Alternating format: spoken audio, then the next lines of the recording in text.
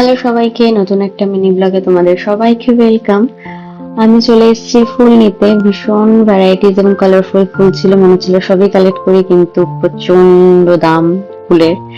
আর আমি নিয়েছিলাম ওখানে একদম ডিফারেন্ট নতুন টাইপের আমি ফুল দেখলাম, যেটার নাম উনি বললো কন্ডিশনস। আর সেই ফুলটাই আমি নিয়েছিলাম এবং ডেইজি নিয়েছিলাম। এই দুটো ফুলের কম্বিনেশন তৈরি করেই আমি সাজিয়েছিলাম আমার মডেলকে।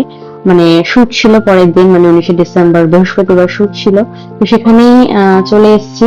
দেখতেই পেলে একদম ভারী ভরকম ট্রলি নিয়ে টানতে টানতে চলে এসেছি স্টুডিওতে। আর এত জিনিস মেকআপের তো ট্রলি ছাড়া অসম্ভব ক্যারি করা। তো এসে দেখে একজন কাজ করা স্টার্ট করে দিয়েছে।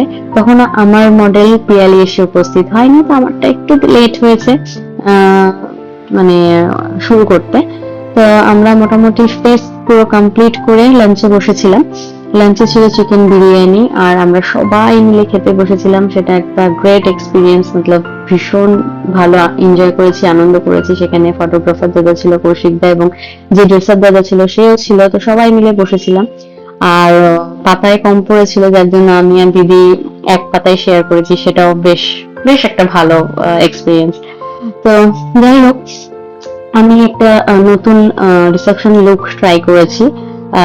গোল্ড জুয়েলারির ওপর নয়, সিলভার জুয়েলারির ওপর কাজ করার চেষ্টা করেছি। তোমরা অবশ্যই জানিও যে আমার মডেলকে, পিয়ালিকে কিরকম লাগছে, রিসেপশন লুক কিরকম করেছি, অবশ্যই তোমরা জানিও। তো আজকে এই অবধি তোমাদের সাথে শেয়ার করলাম। তোমরা অবশ্যই কমেন্টের মাধ্যমে আমাকে জানিও, তোমাদের কমেন্ট খুব এনকারেজ করে।